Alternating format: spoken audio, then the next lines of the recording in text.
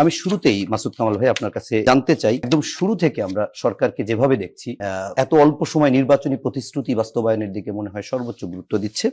দুটা বিষয়, একটা, সরকার কি আসলে কোনো হানিমুন পিরিয়ড কাটাচ্ছে বলে আপনার কাছে মনে হয়? এবং এক মাসে এখন পর্যন্ত যতটুকু তারা করেছে তাতে আপনি মূল্যায়নের জায়গা থেকে ঠিক 10-এ কত দেবেন এভাবে না বলি, আপনার মূল্যায়নে কিরকম?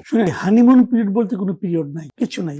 এই কারণে এটা আসলে বলা হয় কেন জানেন, নতুন বিয়ে করছে তো নতুন বয়সে এই ফ্যামিলির সঙ্গে তার পরিচয় নাই, এই ফ্যামিলির লোকজনকে চেনে না, জানে না, সে হয়তো এমন কিছু আচরণ করলো যে আচরণটা হয়তো তারা অভ্যস্ত না, এই ফ্যামিলি তারা এটা ক্ষমা করে, ও তো এই ফ্যামিলির সঙ্গে অভ্যস্ত না, কাজে ওরা একটু ক্ষমা করা যায়, নতুন আসছে তো এটা এইভাবে এটাকে হানিমুন পিরিয়ড বলা হয়। কিন্তু হানিমুনের বিয়ের পরে হানিমুন থেকে ফিরে আসলো, মনে করেন 7 দিন 10 দিন হলো, নতুন বউ যায় যদি ঘরের মধ্যে আগুন ধরায় দেয়, ওটাকে হানিমুন পিরিয়ড বলে আপনি কিন্তু ছাড় দিবেন না, না। আর আরেকটা জিনিস হলো কি, এদের হানিমুন পিরিয়ড বলতে কিছু নাই, এই কারণে এটা নতুন না, এটা মানে অ্যাফেয়ার ছিল।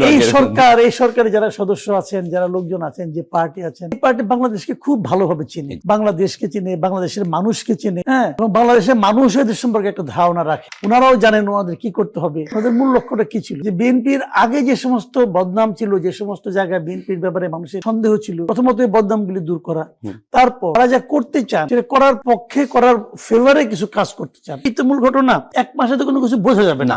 আপনি মনে করেন একটা বিশাল আপনার একটা মানে খুব ভালো গুরুত্বপূর্ণ একটা বৃক্ষরোপণ করবে, এক মাসে তো বৃক্ষ গজাবেই না, হয়তো বা গজালে 2 ইঞ্চি হবে, ওই 2 ইঞ্চি বৃক্ষর ওই অঙ্কুর দেখা আপনি কিছুই বুঝবেন না কোন গাছের কি অঙ্কুর। কিন্তু আমার ব্যাপারটা হলো কি, যে তাদের মধ্যে সেই মানে আপনার প্রক্রিয়াটা আমরা লক্ষ্য করছি কিনা, ওনারা কাজটা শুরু করেছেন কিনা। যেমন ধরেন আপনি ফ্যামিলি কার্ড বলি, ফ্যামিলি কার্ড কতগুলি দিতে হবে? শেখ হাসিনা তো এই ফ্যামিলি কার্ড নামে অন্য নামে 4 লাখ দিয়েছিল না, 4 কোটি, পরে 1 কোটি করেছিল, হ্যাঁ বাড়াইছিল, বাড়াইলো। তাহলে আর ওনারা দিয়েছেন কত বলতো 37,000 তো 37,000 সঙ্গে তো ওটা তো বিরাট ডিফারেন্স।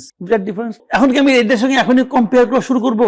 তা কিন্তু আমি করবো না। আমি দেখবো যে ওনারা যেটা করতে চেয়েছেন সেটা এসে 1 মাসের মধ্যে শুরু করে দিয়েছে। এই যে শুরু করাটা, দিস ইজ ইম্পর্টেন্ট। আবার ধরেন ওনারা শুরু করলেন, শুরু করার পর আমরা কি দেখছি, এই যে শুরু করলেন কারা পাচ্ছেন এবং পাওয়ার ক্রাইটেরিয়া কি? দলীয় লোকজনকে প্রভাব বিস্তার করছে, এমপি সাহেবকে প্রভাব বিস্তার করছে। খবর নেন না, আপনারা তো মিডিয়ায় আছেন, জাস্ট খবর নেন, যেখানে দিয়েছেন ওই জায়গায় যান, আপনারা ফিজিক্যালি যান, যে দেখেন যে ফ্যামিলি কার্ডটা কারা পেলো। এটা তো প্রত্যেকটা মিডিয়ার দায়িত্ব এখন একদম। তো দেখলে বুঝতে পারবেন যে আসলে তাহলে কাজটা ঠিক মতো হচ্ছে কিনা। যদি ঠিক মতো হয় তাহলে ভালো, আমরা এটা একটা এক্সাম্পল হিসেবে দাঁড় করাবো। আর যদি ঠিক মতো না হয়, শুরুতেই আটকানো দরকার। এখন হানিমুন পিরিয়ড, আমি একটা ভুল পাইছি না, এখন আমি কিছু বলবো না, এটা ঠিক না। আপনি এখনই বলবেন, কারণ এখন না বললে কি হবে, পরে যখন বিষয়টা অনেক বড় হয়ে যাবে কিন্তু বললে আর থামবে না। কাজে সমস্যা হলে শুরুতেই আটকাতে হবে। এইগুলি আমি বলি যে তারা মোটামুটি তারা চেষ্টা করছে বলে আমার কাছে মনে হয়।